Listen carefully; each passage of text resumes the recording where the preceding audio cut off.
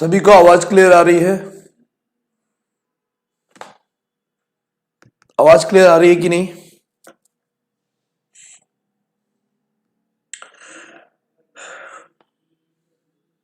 सभी को आवाज क्लियर आ रही है?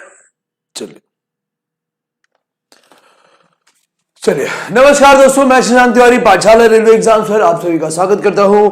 रवि तिवारी जी, हम सफर इंडिया, शिवम राजपूत और रवि तिवारी, सभी को बहुत बहुत नमस्कार। सभी लोग एक बार क्लास को शेयर कर देंगे भाई।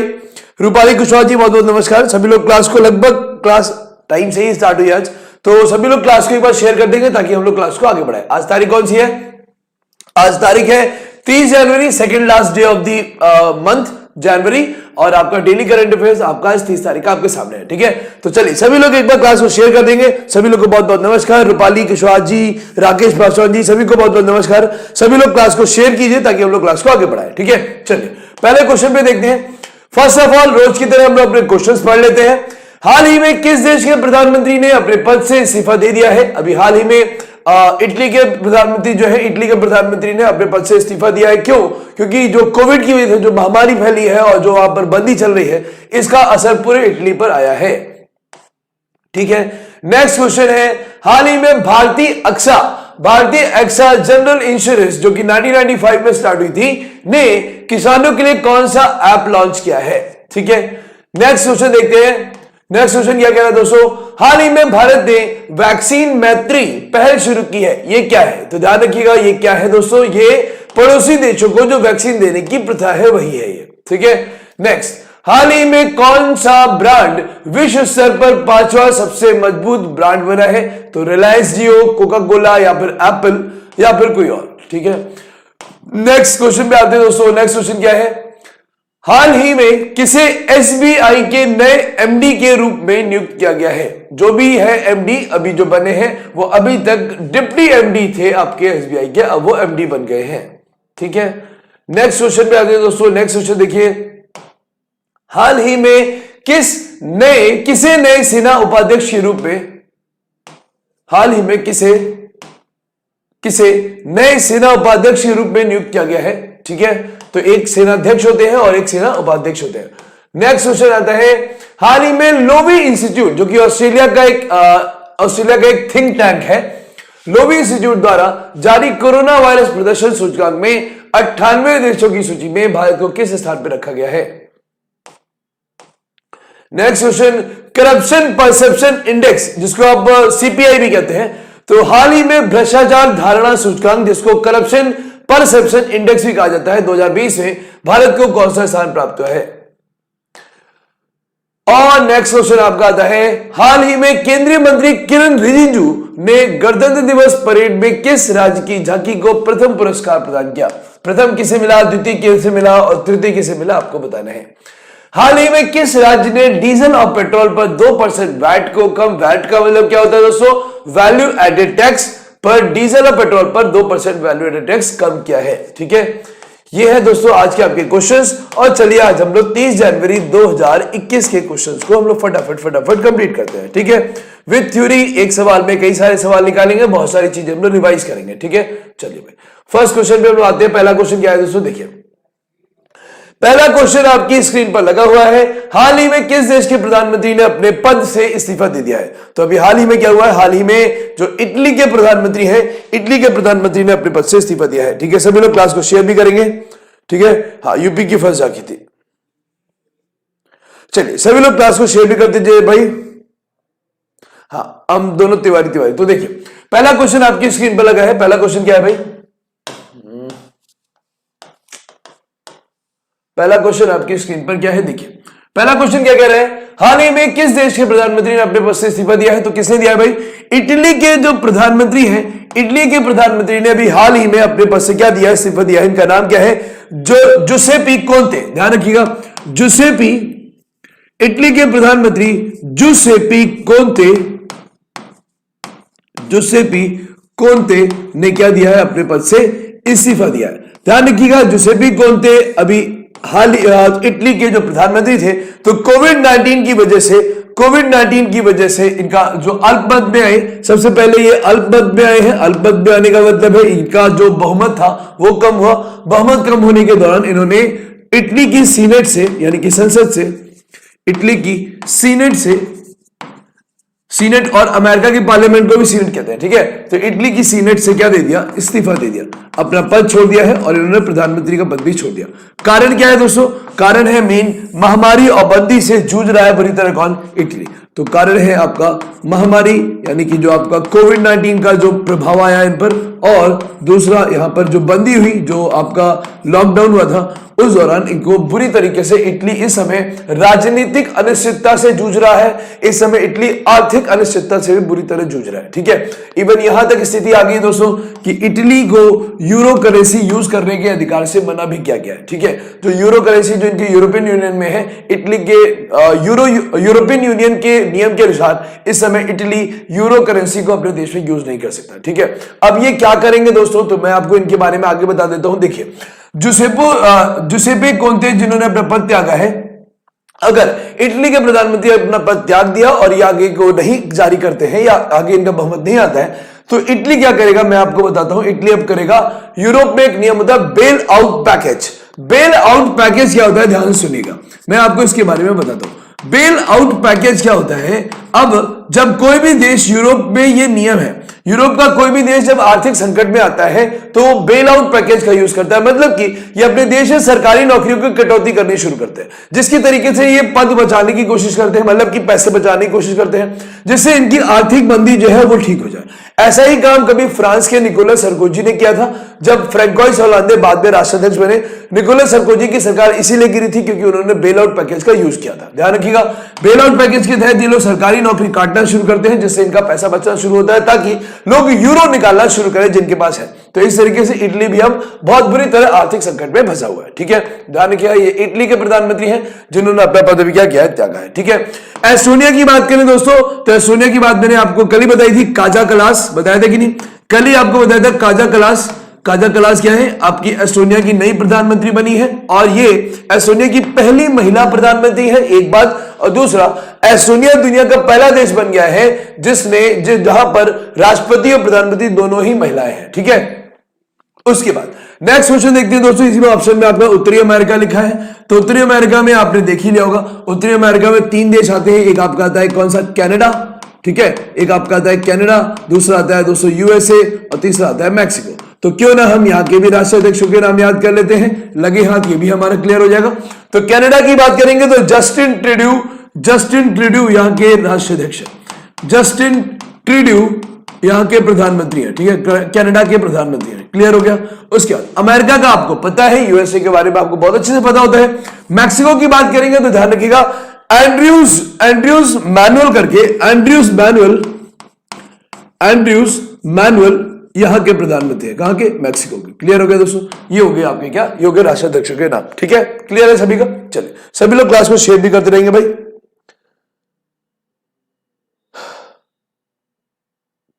सभी लोग क्लास में शेयर भी करते रहेंगे, हाँ बिल्कुल सही, राकेश पासवान जी बिल्कुल सही है, ठीक है। चलिए नेक्स्ट क्वेश्चन पे हम लोग आते हैं। नेक्स्ट क्वेश्चन क्या है भाई, सभी लोग क्लास को शेयर भी करिए। देखिए, इटली के प्रधानमंत्री जुसेपे कोंते जो है, उन्होंने क्या किया, अपना सीनेट बहुमत खोने के बाद इस्तीफा देकर महामारी और बंदी से जूझ रहे देश को राजनीतिक अनिश्चितता में छोड़ दिया है। जिन्होंने इतालवी राजनीति संकटों के अंतिम मध्यस्थ जो राष्ट्रपति हैं, जो इस समय के तत्कालीन राष्ट्रपति हैं, सर्जियो मटारेला को अपना त्यागपत्र दिया है, ठीक है। चलिए नेक्स्ट क्वेश्चन पे आते हैं दोस्तों। नेक्स्ट क्वेश्चन देखते हैं। नेक्स्ट क्वेश्चन, अभी हाल ही में क्या हुआ है, भारतीय एक्सा जनरल इंश्योरेंस, ठीक है। भारतीय एक्सा जनरल इंश्योरेंस एक कंपनी है जो कि आपकी 1995 में स्थापित हुई थी, और 1995 क्या, 2008 में स्थापित हुई थी, 2008 में। और ध्यान रखिएगा, ये जो भारतीय एक्सा जनरल इंश्योरेंस कंपनी है, ये कंपनी के जो मेन इसके जो चीफ है संजीव श्रीनिवासन है। कौन है, संजीव श्रीनिवासन है, ठीक है। तो ये चीजें ध्यान रखा करिए क्योंकि एग्जाम में क्वेश्चन ऐसे आते रहते हैं। संजीव श्रीनिवासन इसके क्या है, चीफ है, ठीक है। ये एक जनरल इंश्योरेंस कंपनी भी है और ये बीमा एजेंसी भी है, तो ये बीमा के रूप में भी काम करते हैं और ये जनरल इंश्योरेंस के क्षेत्र में भी काम करते हैं। दोनों प्रकार के बीमे होते हैं, एक आपका लाइफ इंश्योरेंस होता है और एक आपका जनरल इंश्योरेंस होता है। तो जनरल इंश्योरेंस कंपनी जो है, जो 2008 में स्थापित हुई थी, संजीव श्रीनिवासन इसके चीफ है और इसका मुख्यालय कहां पर है, मुंबई में। इस कंपनी ने, इस जनरल इंश्योरेंस कंपनी ने किसानों के लिए एक क्या किया है, एक ऐप लॉन्च किया है, जिस ऐप का नाम पड़ा है दोस्तों कृषि सखा। क्या नाम पड़ा है, कृषि सखा इसका नाम रखा गया है, ठीक है। ये किसान मित्र और ये सब नहीं है। तो कृषि सखा एक ऐप लॉन्च किया गया है। इस ऐप के माध्यम से किसानों को बड़े लाभ होने वाले हैं। पहला लाभ उनके लिए क्या है कि दैनिक खेती की जरूरतों, जितनी भी इनकी डेली जो एग्रीकल्चर की इनकी जो जरूरतें हैं, डेली एग्रीकल्चर की नीड्स को पूरा करेगा, ठीक है। डेली एग्रीकल्चर की जो नीड्स हैं वो इनको पूरा करेगा। उसके बाद उनकी पूरी जानकारी देगा। दूसरा, ये ऐप से दो काम और होंगे। पहला, सर्वोत्तम कृषि की व्यवस्था की अलग अलग तकनीकों के बारे में ये ऐप बताएगा, यानी कि आपकी एग्रीकल्चरल टेक्नोलॉजीज कैसे अपना प्रोडक्शन लेवल बढ़ाएं और कैसे आप अच्छे से खेती करें। तो इस तरीके से टेक्नोलॉजीज का यूज कर सकते हैं आप इस ऐप के माध्यम से। और किसान इस ऐप से एक बीमा योजना का भी यूज कर सकते हैं, जो कि आपकी 2016 में स्टार्ट हुई थी, पीएम फसल बीमा योजना, ठीक है। पीएम फसल बीमा योजना, ध्यान रखिएगा, पीएम फसल बीमा योजना जो थी ये 2016 में स्टार्ट हुई थी। इस प्रधानमंत्री फसल बीमा योजना का भी यूज इस ऐप से किया जा सकता है। ध्यान रखिएगा, 18 फरवरी 2016 को यह योजना शुरू की गई थी। अभी हाल ही में आपने देखा होगा आरआरबी के पेपर में बहुत सारी योजनाएं आ रही हैं, तो इस प्रकार की योजनाएं भी आ सकती हैं। तो पीएम फसल बीमा योजना क्या है कि अगर जो किसान इस योजना को लेता है तो उसको क्या करना पड़ेगा, दो प्रकार की मेन फसलें होती हैं, एक होती है आपकी खरीफ और एक होती है जायद। तो खरीफ की फसल जिसमें आपका धान आता है, ठीक है, और रबी की फसल जिसमें आपका गेहूं आता है। तो खरीफ की फसल और रबी की फसल के लिए जो उसे प्रीमियम जमा करना है, तो इसमें खरीफ की फसल के लिए उसे केवल 2% प्रीमियम जमा करना पड़ता है, ठीक है। 2% प्रीमियम जमा करना पड़ेगा तो उसकी फसल का उसे बीमा मिल जाएगा। और रबी की फसल के लिए केवल 1.5% प्रीमियम जमा करना पड़ेगा। ये थी आपकी योजना, जो कि प्रधानमंत्री फसल बीमा योजना, जो कि आपकी लॉन्च हुई थी 2016 में। क्लियर हो गया दोस्तों? तो ध्यान रखिएगा, ये सब किसने किया? भारतीय अक्सर जनरल इंश्योरेंस से किसानों के लिए क्या बनाया है? ऐप बनाया है। इस ऐप के माध्यम से वो डेली एग्रीकल्चर नीड्स की जरूरतें और जानकारी प्राप्त कर सकते हैं, एग्रीकल्चर टेक्नोलॉजी के बारे में पढ़ सकते हैं और इस बीमा योजना के बारे में भी पढ़ सकते हैं। क्लियर हो गया? सभी क्लियर है? चलिए नेक्स्ट क्वेश्चन पे। नेक्स्ट क्वेश्चन क्या है भाई? नेक्स्ट क्वेश्चन क्या है? क्लियर हो गया आप लोग का? चलिए नेक्स्ट क्वेश्चन पे हम लोग आते हैं। नेक्स्ट क्वेश्चन देखिए भाई। अच्छा, भारतीय अक्सर जनरल इंश्योरेंस से भारतीय किसानों के लिए वन स्टॉप शॉप यानी कि जो कृषि सखा ऐप है, एक ही ऐप पर सारी आपको सारी सुविधाएं मिल जाएंगी जो उन्हें अपनी दैनिक खेती की जरूरतों को पूरा करने के लिए प्रासंगिक जानकारी प्रदान करता है। पहली बात, जानकारी प्रदान करेगा। ये किसानों को सर्वोत्तम कृषि पद्धतियों को अपनाने और उनके प्रोडक्शन को बढ़ाने के लिए उनको मार्गदर्शन देगा, यानी उनको टेक्नोलॉजीज के बारे में बताएगा। और इस ऐप के माध्यम से किसानों को फसल बीमा से संबंधित जो जानकारी है वो प्रधानमंत्री फसल बीमा योजना पोर्टल पर तक इनको पहुंच भी प्राप्त होगी। क्लियर है? तो ध्यान रखिए, ये योजना कब शुरू हुई थी? 2016 में शुरू हुई थी। ठीक है, क्लियर है दोस्तों? चलिए नेक्स्ट क्वेश्चन पे हम लोग आते हैं। नेक्स्ट क्वेश्चन क्या है? अभी हाल ही में आपने देखा होगा, जब से कोविड-19 की जो कोविशील्ड और कोवैक्सीन जब से बनी है और जब से इनको अधिकार मिला है पूरे मतलब डिस्ट्रीब्यूशन का, तब एक ऑपरेशन चलाया था भारत गवर्नमेंट ने, ऑपरेशन संजीवनी। वैसे ही एक नया सिस्टम चला है क्या? हाल ही में भारत ने वैक्सीन मैत्री पहल जो शुरू की है, ये क्या है? तो ये क्या है भाई? ये पड़ोसी देशों को धन देने और लेने देने के लिए नहीं, ऐसा भी नहीं है। इनको सुरक्षा प्रदान करने के लिए, ऐसा भी नहीं है। पड़ोसी देशों को कोविड-19 टीके प्रदान करने की पहल है, जो कि भारत सरकार ने शुरू करी है। वैक्सीन मैत्री जो शुरू करी है, ध्यान रखिएगा, ये जो योजना शुरू की गई, ध्यान रखिए 20 जनवरी 2021 को इस योजना को शुरू किया गया था। ठीक है, 20 जनवरी 2021 को इंडियन गवर्नमेंट ने घोषणा करी थी कि हम भूटान को क्या देने वाले हैं, भूटान और आपका नेपाल को हम क्या देने वाले हैं, इनको हम कोविड वैक्सीन की दवा फ्री देने वाले हैं। ठीक है, उन देशों में अगर देखिए भारत ने किन किन देशों को दी है, तो ध्यान रखिएगा यहाँ पर कोविड वैक्सीन के टीके प्रदान करने का जो उनको गिफ्ट किए जा रहे हैं, इस प्रथा को क्या बोला गया है? वैक्सीन मैत्री प्रथा कहा गया है। ठीक है, क्लियर है? अब यहां पर अगर हम लोग बात करें, जब से ये 20 तारीख से शुरू हुई है, तो अभी हाल ही में आपने देखा होगा श्रीलंका को भारत ने दी है। ठीक है, श्रीलंका के साथ बहराइन को दी है। बहराइन, भारत बेच तो रहा नहीं है, सबको गिफ्ट ही कर रहा है। ठीक है, उसके बाद भारत ने किसको दी है? भूटान को भी दी है, ध्यान रखिएगा। मालदीव्स को भी दी है, मालदीव्स भी इसमें है। मॉरिशस को दी है। ठीक है, मॉरिशस को प्रदान की है। क्लियर हो गया?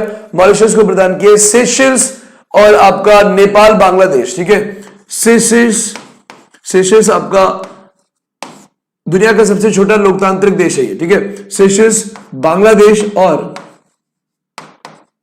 बांग्लादेश और नेपाल को, इन अड़ोसी पड़ोसी देशों को, पाकिस्तान को छोड़ के अफगानिस्तान में भी अब ये होगा। तो ध्यान रखिएगा, आपका इन देशों को जो कि भारत के अड़ोस पड़ोस में है, इन देशों को भारत क्या कर रहा है, कोविड-19 के टीके प्रदान कर रहा है, ठीक है। अभी आपने देखा होगा, अगर कॉमर्शियली बात करें तो कॉमर्शियली ध्यान रखिएगा, कॉमर्शियली जो बेची गई है वो आपको ब्राजील को बेची गई है, ठीक है। कॉमर्शियली जो बेची गई है वो ब्राजील ने खरीदी है। ध्यान रखिएगा, ब्राजील के बारे में आपको मैं बता दूं, अभी जो लिस्ट बनी है टोवी लाइन की, जो लिस्ट बनी है, एक ऑस्ट्रेलियन एक इंडिपेंडेंट संस्था है, उसने इस लिस्ट निकाली है दुनिया के 98 देशों की, कौन से देश का क्या असर रहा कोविड में। तो उसमें ब्राजील सबसे नीचे दिखाया गया है। क्यों दिखाया गया, उसका मेन कारण है ब्राजील में जो आपका कोविड-19 का जो फैलाव था, जो इसका विस्तार हुआ, इतनी तेजी से हुआ कि ये एक बार में सारे रिकॉर्ड पूरे कर गया, ठीक है। तो इसीलिए ब्राजील को सबसे नीचे की सूची में रखा गया है कि लोग एक मात्र का भी कंट्रोल ये लोग नहीं कर पाए कोविड के चक्कर में, ठीक, कोविड की वजह से, ठीक है। तो ब्राजील को कॉमर्शियली भारत ने भेजी है, बांग्लादेश को भी भारत ने एक तरफ गिफ्ट भी की है और एक तरफ भारत ने इनको कॉमर्शियली बेची भी है। क्लियर हो गया सभी का, सभी का क्लियर है। तो ये है आपका क्या, वैक्सीन मैत्री, ठीक है, वैक्सीन मैत्री। क्लियर हो गया, सभी लोग क्लास को शेयर भी कर देंगे भाई। हाँ, 10 दिन में भारत 6 दिन में भारत 10 मिलियन वैक्सीन डिस्ट्रीब्यूट कर चुका है, ठीक है, सभी का क्लियर है। हाँ, तो ध्यान रखिएगा, यहां पर आपको क्या है, यहां पर आपका इन देशों को भारत ने फ्री में प्रदान की है, कुछ देशों से भारत क्या कर रहा है, समझौते भी कर रहा है, जहां पर भारत उनको बेच भी रहा है, ठीक है। क्लियर हो गया। तो ये क्यों हुआ है, उसके पीछे भी एक मेन कारण है दोस्तों, क्योंकि सीरम इंस्टीट्यूट ऑफ इंडिया जो कि भारत का, दुनिया का सबसे बड़ा इंस्टीट्यूट माना जाता है, सीरम इंस्टीट्यूट, वो इस कोविशील्ड के निर्माण में शामिल था, ठीक है। चलिए नेक्स्ट, वैक्सीन मैत्री पहल भारत सरकार द्वारा क्या है, पड़ोसी देशों को कोविड-19 टीके प्रदान करने की पहल है। हाल ही में श्रीलंका और बहरीन ने पहल के तहत भारत से कोविड-19 टीके प्राप्त किए। भारत द्वारा पड़ोसी देशों को कोविड-19 टीके प्रदान करने के लिए वैक्सीन मैत्री पहल जो शुरू की गई है, कौन सी तारीख को की गई दोस्तों, 20 जनवरी को की गई। 7 देशों में अगर देखा जाए, जैसे मालदीव है, भूटान है, नेपाल है, बांग्लादेश है, इसके साथ आपका म्यांमार भी है, मॉरिशस भी है और आपका सेशल्स भी है, ठीक है। क्लियर है। अगर हम लोग वाणिज्यिक आपूर्ति की बात करें तो मोरक्को, ब्राजील को और बांग्लादेश को भारत ने क्या किया, भारत ने इनको कॉमर्शियली खुराक भी दी है। तो मोरक्को भी ध्यान रखिएगा, अफ्रीका का देश है, उत्तरी अफ्रीका का, और आपका म्यांमार है जिसको भारत ने फ्री में ये दवा दी है। क्लियर हो गया दोस्तों, इस चीज को ध्यान रखिए। चलिए नेक्स्ट क्वेश्चन पे हम लोग आते हैं। नेक्स्ट क्वेश्चन क्या कह रहे हैं, हाल ही में कौन सा ब्रांड विश्व स्तर पर 5वां सबसे मजबूत ब्रांड बना है, ठीक है। हाल ही में कौन सा ब्रांड विश्व स्तर पर 5वां सबसे मजबूत ब्रांड बना है, तो ध्यान रखिएगा, दुनिया का सबसे मजबूत ब्रांड माना जाता है कौन सा, एप्पल, ठीक है। लेकिन अभी जो दुनिया का 5वां सबसे मजबूत ब्रांड जो घोषित किया गया है, ये किसका है, ये मुकेश अंबानी की रिलायंस इंडस्ट्रीज का आपका रिलायंस जियो। तो ध्यान रखिएगा, रिलायंस मुकेश अंबानी का जो टर्मिनल वेंचर है, मुकेश अंबानी ने अपना एक टर्मिनल वेंचर शुरू किया था 4 साल पहले, वो था क्या, रिलायंस जियो था, ठीक है। तो रिलायंस जियो अब क्या है, दुनिया का 5वां सबसे बड़ा मजबूत ब्रांड घोषित हो गया, ठीक है, सभी का क्लियर है। तो ध्यान रखिएगा, इनका 4 वर्षीय जो टर्मिनल है, सभी लोग क्लास को शेयर भी करेंगे भाई, है ना। हाँ, ध्यान रखिएगा, कई ऐसी तो लिस्ट बनाई गई है, आपको मैं बताऊं, कई ऐसी लिस्ट बनाई गई जिनमें कोविड-19 के देशों के बारे में बात की गई, लेकिन उनमें चाइना का नाम ही नहीं लिया गया, क्योंकि चाइना ने ही उसको शुरू किया था, ठीक है, सभी का क्लियर है। चलिए भाई, अब हम लोग ब्रांड की बात करते हैं। ध्यान रखिएगा, रिलायंस जियो का आपका मैं बता दूं, मुकेश अंबानी का जो टर्मिनल वेंचर है, जो 4 वर्षीय टर्मिनल वेंचर है, कौन सा, रिलायंस जियो, दुनिया की 5वीं सबसे मजबूत क्या है, स्ट्रॉन्गेस्ट ब्रांड के रूप में घोषित हुआ है। दुनिया की नंबर 1 स्ट्रॉन्गेस्ट ब्रांड कौन सी है, ये एप्पल है, ध्यान रखिएगा। उसके बाद आपका कोका कोला और आपका ये भी है, क्या बोलते हैं, फेरारी। तो ध्यान रखिए, फेरारी तीसरे नंबर पे है। दुनिया की 3rd मोस्ट स्ट्रॉन्गेस्ट ब्रांड जो बोली गई वो फेरारी है। चौथे नंबर पे आपके कोका कोला है, कोका कोला, ठीक है। ये दुनिया की 4थी सबसे स्ट्रॉन्गेस्ट ब्रांड के रूप में घोषित होता है। और 5वें नंबर पे कौन घोषित हुआ है, हमारा रिलायंस जियो घोषित हुआ है। क्लियर है दोस्तों। तो ये आपका क्या है, ये आपकी मोस्ट वैल्यूएबल जो ब्रांड है, most valuable brand, most strongest brand जो है वो दुनिया की यही 5 है, ठीक है। क्लियर है सभी का। ध्यान रखिएगा, अगर रिलायंस की बात करेंगे, आपका रिलायंस जियो की बात करेंगे, तो इनका जो ब्रांड की जो इनका जो स्ट्रॉन्गेस्ट ब्रांड की जो इंडेक्स है इनका, ध्यान रखिएगा, इनका ब्रांड स्ट्रेंथ जो है वो 91% है, ठीक है। इनकी जो ब्रांड स्ट्रेंथ इंडेक्स जो है, ब्रांड स्ट्रेंथ इंडेक्स जो है वो कितनी है इनकी 91.7% है। ये आपकी निकाली, सॉरी 91.7 अंक है कितने में से, 100 में से, ठीक है 100 में से इनको ये अंक मिला है। अगर हम बात करेंगे एप्पल की तो इसका 99.2% है, ठीक है। तो एप्पल दुनिया की सबसे स्ट्रॉन्गेस्ट ब्रांड है, क्लियर है। ध्यान रखिएगा, आपने कभी सुना होगा आईट्यून को ऑपरेट कौन करता है, ये आपके कंप्यूटर में क्वेश्चन आया था। आईट्यून को कौन ऑपरेट करता है, आपका एप्पल ऑपरेट करता है, क्लियर है। इसको ध्यान रखिएगा, ये गूगल का नहीं है। अरबपति मुकेश अंबानी के 4 वर्षीय टेलीकॉम वेंचर जो है आपके क्या है, रिलायंस जियो को फेरारी और कोका कोला की पसंद के बाद वैश्विक रूप से 5वां सबसे मजबूत ब्रांड का दर्जा दिया गया है, ठीक है। फेरारी आपकी 3रे नंबर पे है, कोका कोला आपकी 4थे नंबर पे, क्लियर हो गया दोस्तों। ध्यान रखिए 100 में से कितने अंक है इनके, 91.7 अंक है, जो कि आपका ब्रांड स्ट्रेंथ इंडेक्स में इनका नाम आता है, क्लियर हो गया। चलिए नेक्स्ट क्वेश्चन देखिए दोस्तों। नेक्स्ट क्वेश्चन क्या है, नेक्स्ट क्वेश्चन क्या बोलता है, हाल ही में किसे एसबीआई के नए एमडी के रूप में नियुक्त किया गया है। तो ध्यान रखिएगा एमडी की बात की गई है, सीईओ की बात नहीं की गई है। तो सीईओ तो अभी भी कौन है, खारा जी है ना, अभी भी कौन है, खारा है इसके सीईओ है। लेकिन इसके जो एमडी अभी घोषित हुए हैं वो कौन है भाई, वो आपके स्वामीनाथन जानकी रमन और अश्विनी कुमार तिवारी, इन दोनों को ही क्या किया गया है, इन दोनों को ही मैनेजिंग डायरेक्टर के रूप में डिक्लेयर किया गया है। ध्यान रखिएगा, जो आपके स्वामीनाथन जानकी राम थे ये अभी तक ये डिप्टी एमडी थे एसबीआई के, ठीक है। तो ये डिप्टी एमडी थे, तो अब ये क्या बन गए, ये आपके मैनेजिंग डायरेक्टर बन गए हैं। और इन्हीं के साथ इनके समकालीन इनके इक्विवेलेंट अश्विनी कुमार तिवारी को भी डिक्लेयर किया गया है, जो कि आपके एसबीआई कार्ड के एमडी थे, ठीक है। अभी तक ये क्या थे, अभी तक ये एसबीआई कार्ड के एमडी और सीईओ थे, एमडी और सीईओ थे, ठीक है। ये सब क्वेश्चन बहुत तंग करते हैं एग्जाम में, क्योंकि ये सब क्वेश्चन जनरली ज्यादा आया करते हैं, ठीक है। नियुक्ति इनकी होती है, परेशान हम लोग होते हैं। तो स्वामीनाथन जानकी रामन और आपका अश्विनी कुमार तिवारी दोनों को ही आपके एमडी के रूप में नियुक्त किया गया है, ठीक है। अगर दोस्तों एसबीआई की बात करेंगे हम लोग, तो एसबीआई की बात करें तो एसबीआई के सीईओ कौन है भाई, एसबीआई के सीईओ है कौन है भाई, आपके दिनेश कुमार खारा है, दिनेश कुमार खारा, क्लियर हो गया। ये तो आप लोग को पता भी है, क्लियर है सभी का। चलिए ये हम लोग पढ़ भी चुके हैं। बाकी एसबीआई का गठन कब हुआ था, 1955 में हुआ था, ठीक है। एसबीआई का नेशनलाइजेशन कब हुआ, 1955 में हुआ था।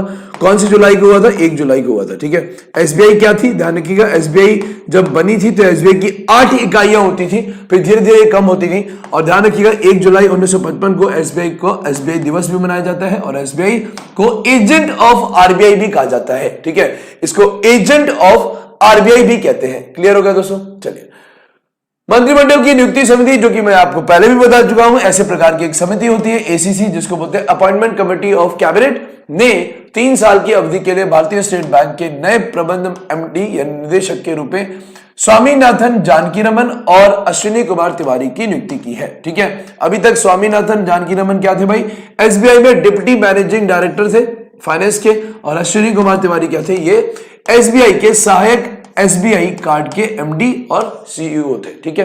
क्लियर हो गया सभी का। तो ये हो गया आपका क्या, ये हो गया आपका एसबीआई के एमडी और एसबीआई के सीईओ, ठीक है। चलिए नेक्स्ट क्वेश्चन देखते हैं दोस्तों। नेक्स्ट क्वेश्चन देखिए, सभी लोग क्लास को शेयर भी करते रहिए, ठीक है। क्लास आज टाइम से स्टार्ट हुई, आज आप लोग क्या नहीं कर रहे, शेयर नहीं कर रहे, ठीक है। चलिए नेक्स्ट क्वेश्चन में हम आते हैं। नेक्स्ट क्वेश्चन देखिए, नेक्स्ट क्वेश्चन क्या है भाई, हाल ही में किसे नए सेना उपाध्यक्ष के रूप में नियुक्त किया गया है। तो हाल ही में किसे नियुक्त किया गया भाई, आपके चंडी प्रसाद मोहंती जी जो है, ये आपके क्या हुए हैं, ये सेना के नए उपाध्यक्ष भी नियुक्त हुए, सेना के नए उपाध्यक्ष नियुक्त हुए, ठीक है। सेना के नए उपाध्यक्ष नियुक्त हुए, समझ में आया। तो अभी ध्यान रखिएगा, ये आपके चंडी प्रसाद मोहंती जी, जो कि lieutenant general LT general rank के हैं, ठीक है, लेफ्टिनेंट जनरल रैंक के, क्लियर हो गया। तो लेफ्टिनेंट जनरल रैंक के चंडी प्रसाद मोहंती क्या हुए, अभी आपके सेना के नए उपाध्यक्ष नियुक्त हुए, क्लियर हो गया। उसके बाद अगर हम सेना की बात करेंगे दोस्तों, तो सभी लोग बताएंगे इंडियन आर्मी के चीफ कौन है, इंडियन एयरफोर्स के चीफ कौन है, और आपके इंडियन नेवी के चीफ कौन है, ठीक है। आर्मी, नेवी और आपके एयरफोर्स, ठीक है, क्लियर हो गया। इनके चीफ के बारे में आप लोग बताइए, हम लोग कई बार इनके बारे में पढ़ चुके हैं, ठीक है।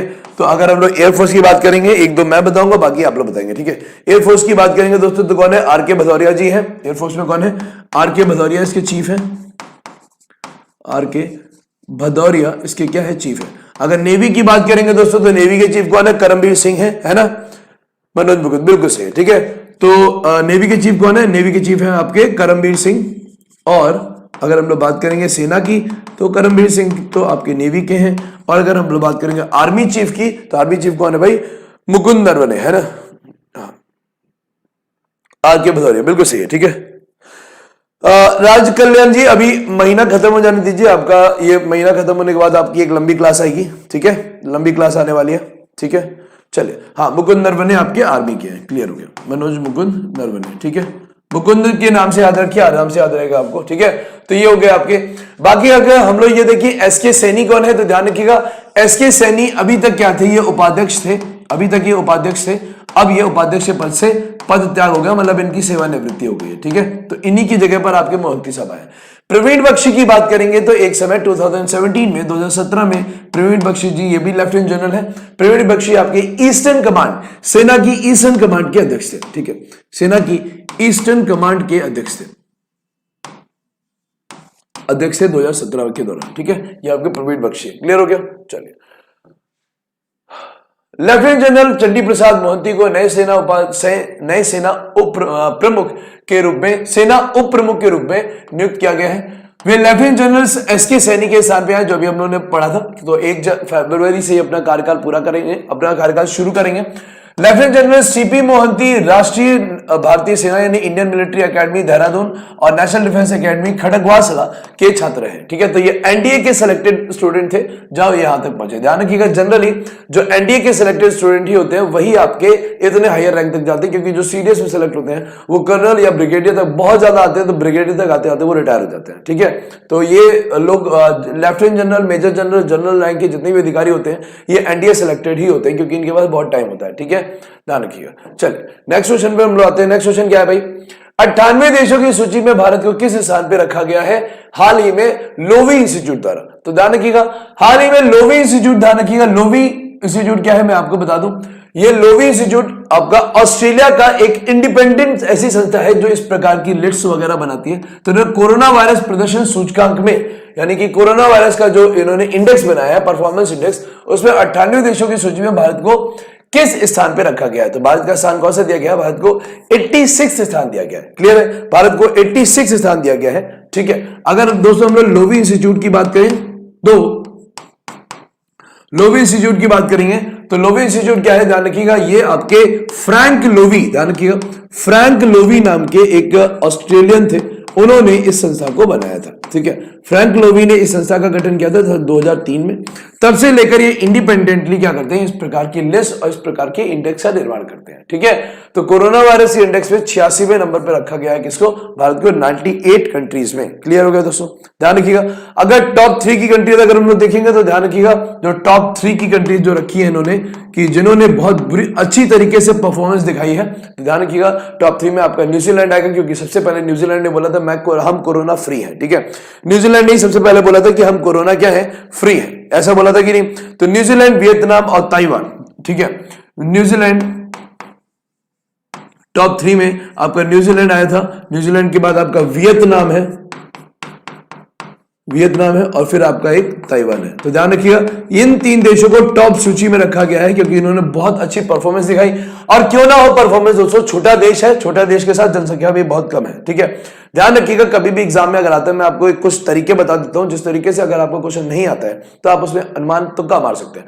तुक्का, कभी भी भ्रष्टाचार की बात है, दुनिया का सबसे अच्छा प्रशासन, दुनिया के सबसे अच्छे सामाजिक सिस्टम वाले देशों में न्यूजीलैंड, डेनमार्क, नॉर्वे और आपका फिनलैंड, यही आते हैं। ठीक है, आपके नॉर्वे, फिनलैंड, स्वीडन, डेनमार्क और आपका ये क्या बोलते हैं? न्यूजीलैंड, ये दुनिया के 5 देश हैं जो दुनिया का सबसे अच्छा प्रशासन रखते हैं। ठीक है, आपका जो करप्शन परसेप्शन इंडेक्स होती है, जो भ्रष्टाचार आधारित जो इंडेक्स होता है, उसमें भी आपका न्यूजीलैंड, डेनमार्क ही टॉप करते हैं हमेशा। ठीक है, तो ये आपके सबसे अच्छे प्रशासन वाले देश माने जाते हैं। ठीक है, अगर इसमें दोस्तों हम लोग सबसे लास्ट लिस्ट में रखेंगे तो सबसे लास्ट में 98वां देश रखा गया है, कौन सा? ब्राजील। ध्यान रखिएगा, ब्राजील को कोविड-19 के सिलसिले में परफॉर्मेंस में सबसे नीचे रखा गया। क्यों? क्योंकि ब्राजील का जब कोविड-19 का लेवल बढ़ा तो वो पूरी दुनिया को ही पार कर गया। ठीक है, तो ब्राजील को सबसे खराब परफॉर्मेंस के रूप में घोषित किया गया है। तो ये किसने घोषित किया दोस्तों? ये आपकी लोवी इंस्टीट्यूट ने क्या किया है? घोषित किया है। क्लियर हो गया?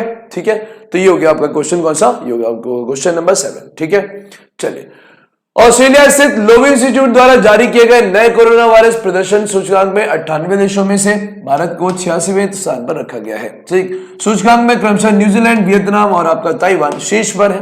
भारत 86 नंबर पर है। और महामारी में सबसे खराब प्रदर्शन जो हैंडलिंग हुई है वो ब्राजील में हुई है, जो कि किसी भी तरीके से संभाल नहीं पाया। एक अच्छी चीज क्या है? एक अच्छी चीज, चीन को यहां से बहिष्कृत रखा गया है। चीन को इस सूची से हमेशा बाहर रखा गया है। ठीक है, कि चीन ने इस सिस्टम को शुरू क्या किया, पूरे दुनिया में चीन ने इस सिस्टम को फैला दिया। ठीक है, तो ध्यान रखिएगा। ये कहाँ का है भाई? ये ऑस्ट्रेलिया की स्थित लोवी इंस्टीट्यूट है, जो कि फ्रैंक लोवी ने 2003 में बनाई थी। ठीक है, क्लियर है दोस्तों? चलिए नेक्स्ट क्वेश्चन पे बढ़ाते हैं।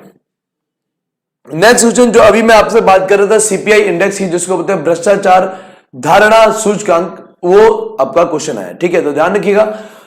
हाल ही में भ्रष्टाचार धारणा सूचकांक 2020 में भारत को कौन सा स्थान प्राप्त हुआ है? ठीक है, तो भारत को कौन सा स्थान मिला है? भारत को इसमें भी 86वां स्थान प्राप्त हुआ है। ठीक है, ध्यान रखिएगा। भारत 6 देशों से और ज्यादा भ्रष्ट हो गया है भारत में अब सिस्टम। तो ये पहले भारत 80वें नंबर पे था, भारत अब 86वें नंबर पे आ गया। ठीक है, अब इनके बारे में हम लोग पढ़ते हैं। सीपीआई इंडेक्स के बारे में पढ़ेंगे, जिसको बोलते हैं करप्शन परसेप्शन इंडेक्स। ठीक है, सीपीआई इंडेक्स जो है, ध्यान रखिएगा, ये एक आपका बर्लिन यानी कि जर्मनी आधारित एक संस्था है, जिसका नाम है ट्रांसपेरेंसी इंटरनेशनल। ठीक है, ट्रांसपेरेंसी इंटरनेशनल। ये ट्रांसपेरेंसी इंटरनेशनल जो है, ये ट्रांसपेरेंसी इंटरनेशनल हर साल अपनी एक लिस्ट बनाती है, जिसको बोलते हैं सीपीआई इंडेक्स। ठीक है, करप्शन परसेप्शन इंडेक्स। ठीक है, अब ये जो इंडेक्स बनाते हैं, इस इंडेक्स को 180 कंट्रीज में के नाम से जारी किया जाता है। 180 देशों की एक ये इंडेक्स यानी कि सूची बनाते हैं। उसमें ये देखते हैं कि कौन से देश का भ्रष्टाचार का लेवल कितना है। ठीक है, ध्यान रखिएगा। अंक जो होते हैं इसमें, अंक आपके 0 से लेकर 100 के बीच में अंक होते हैं। जिसका जितना अंक बढ़ता जाएगा वो उतना ही भ्रष्ट होता जाएगा, वो उतना ही आपका अच्छा होता जाएगा। ठीक है, तो ध्यान रखिएगा। यहां पर क्या होता है, यहां पर आपका जितना अंक बढ़ेगा उतना अंक आपका क्या है, उतना अंक आपका, उतना भ्रष्टाचार का लेवल कम होगा। ठीक है, तो यहां पर जो आपका सबसे हाईएस्ट अंक प्राप्त पाता है, जैसे कि न्यूजीलैंड वगैरह है, डेनमार्क है, ये सबसे हाईएस्ट है। तो हाईएस्ट ये सबसे अच्छा प्रशासन रखते हैं। ठीक है, तो 180 कंट्रीज में 86वां नंबर भारत का है। ठीक है, ये आपकी सीपीआई 2020 है, सीपीआई 2020। ठीक है, अगर दोस्तों 2019 देखेंगे तो भारत का नंबर था 80वां, यानी कि भारत इस साल क्या हुआ है, 6 कदम और आगे बढ़ गया भ्रष्टाचार के लेवल में। ठीक है, और ये भ्रष्टाचार कोई नहीं फैलाता मेरे दोस्त, ये भ्रष्टाचार हम, आप और हमारा समाज ही फैलाता है। ठीक है, हाँ, उसके पीछे मेन कारण क्या है बेटा? मेन कारण ये है कि सिस्टम, हम एक दूसरे को लूटने में लगे हैं।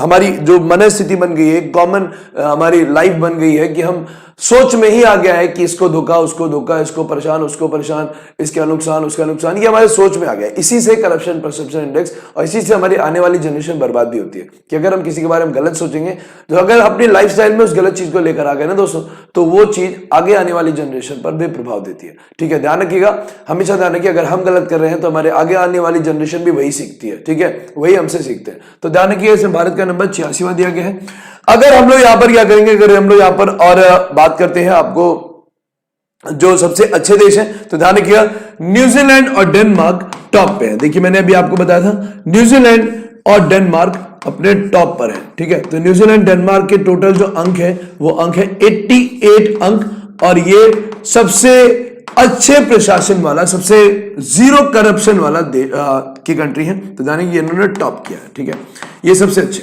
और अगर कभी भी बात आए ना, अगर एक बात ध्यान रखो, अगर इस इंडेक्स में आपको कभी टेंशन होती है, आपको नहीं आ रहा है, आपने नहीं पढ़ा, आप भूल गए, तो मेरी बात एक बात ध्यान रखना।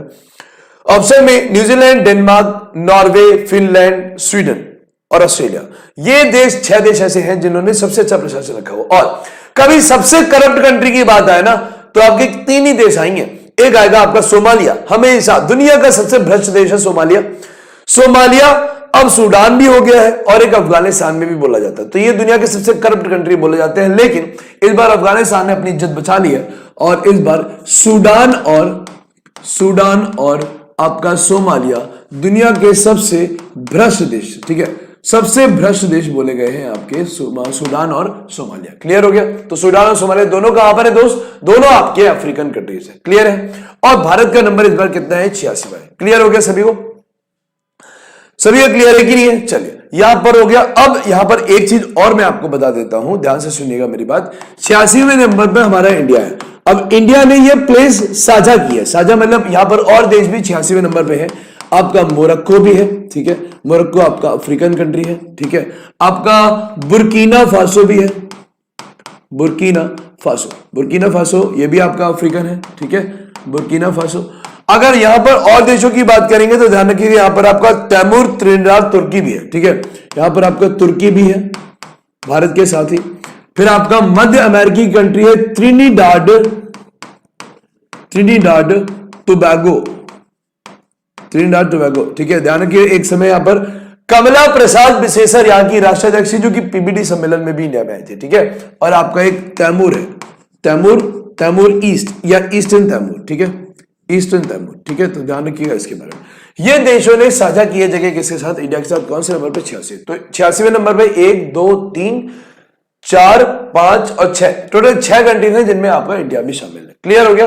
तो देखिए मैंने आपको यहाँ पर सारे जितने भी एक्सपेक्टेड क्वेश्चन थे वो मैंने आपको बता दिए, ठीक है, ठीक है। पाकिस्तान, पाकिस्तान सही कह रहे हो, ठीक है।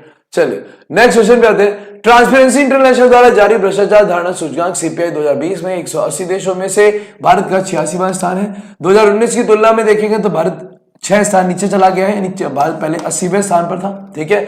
2020 में भारत के सीपीआई में स्कोर, भारत का स्कोर 40 है, आपका न्यूजीलैंड और डेनमार्क का स्कोर 88। देखो मैंने आपको बताया जितना स्कोर बढ़ेगा उतना ही कम भ्रष्टाचार होगा।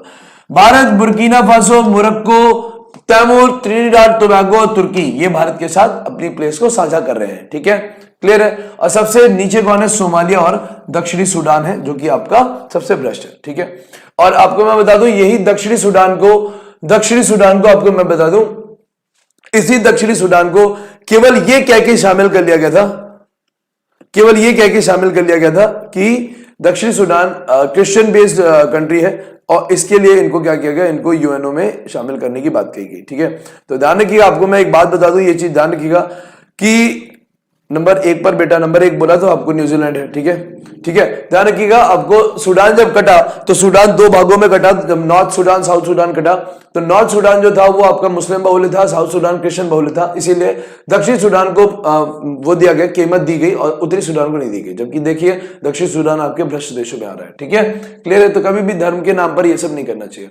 उसके बाद हाल ही में केंद्रीय मंत्री किरण रिजिजू ने गणतंत्र दिवस की परेड में किस राज्य की झांकी को प्रथम पुरस्कार दिया है, तो ध्यान रखिएगा यहां पर उत्तर प्रदेश की राम मंदिर की झांकी जो थी, उत्तर प्रदेश की राम मंदिर की झांकी जो निकली थी, राम मंदिर की झांकी प्लस अगर देखें यहाँ पर प्लस और क्या था, यहाँ पर आपका रामायण के महाकाव्य जितने भी थे उन महाकाव्यों का प्रदर्शन भी किया गया था। तो ये जो झांकी निकली इस झांकी को नंबर 1 झांकी बोला गया है, ठीक है, नंबर 1 पर पुरस्कार दिया गया है। क्लियर हो गया।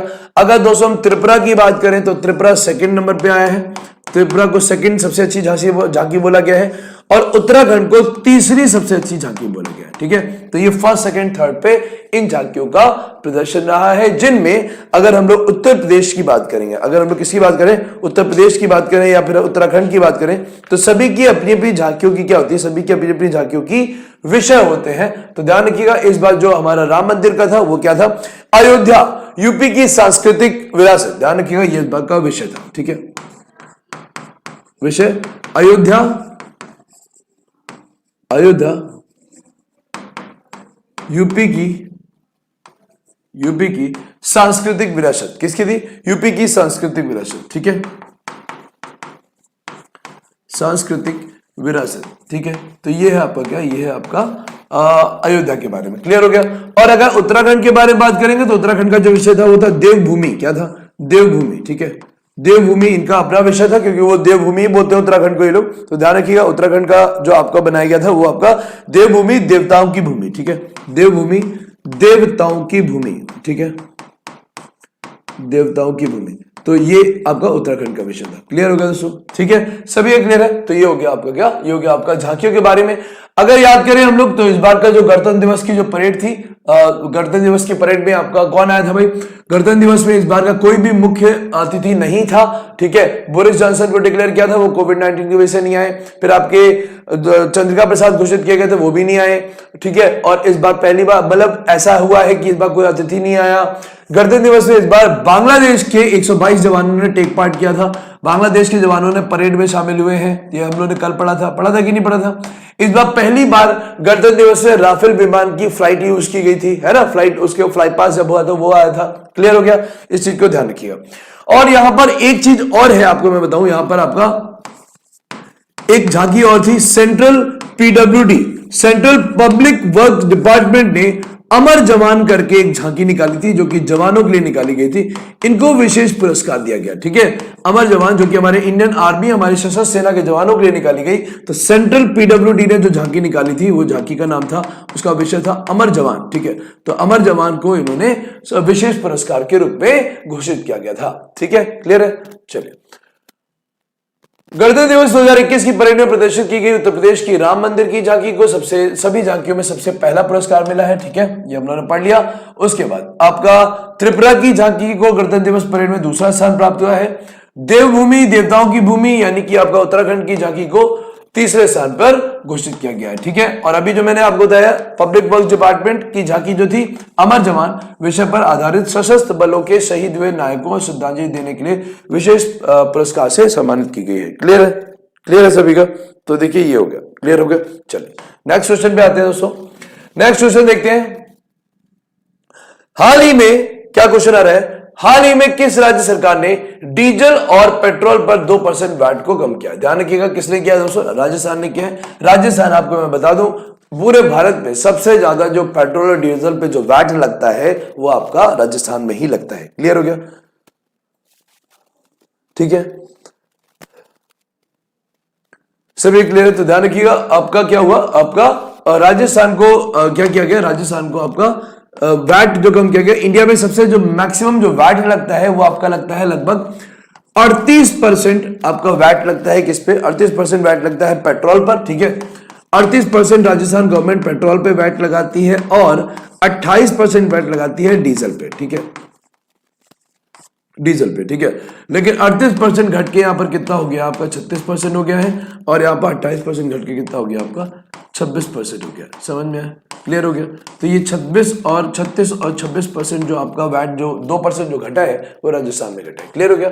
तो ये हो गया आज के आपके क्वेश्चन, और आज के इतने ही क्वेश्चन है दोस्तों, ठीक है। तो आज के लिए इतने रखते हैं। बाकी क्लास आज टाइम से स्टार्ट हुई थी, तो मैं कोशिश करूंगा कल से भी क्लास बिल्कुल टाइम से स्टार्ट हो, और टाइम से आप लोग भी आइए, आप लोग भी टाइम से आके पढ़िए, ठीक है। हाँ, वैल्यू एडेड टैक्स, ठीक है। तो सभी लोग क्लास को शेयर भी करते रहा करिए, और टाइम से आप लोग भी आ जाइए करिए, प्लीज प्लीज प्लीज करके, ताकि आपकी क्लास अच्छे से चल सके, ताकि ये क्लास आगे बढ़ सके, ठीक है। क्योंकि क्लास में जब तक आप लोग नहीं आएंगे, जैसे अभी शुरुआत में जिस दिन क्लास से वैल्यू एडेड टैक्स बोलते हैं बेटा सफर इंडिया जी, ठीक है।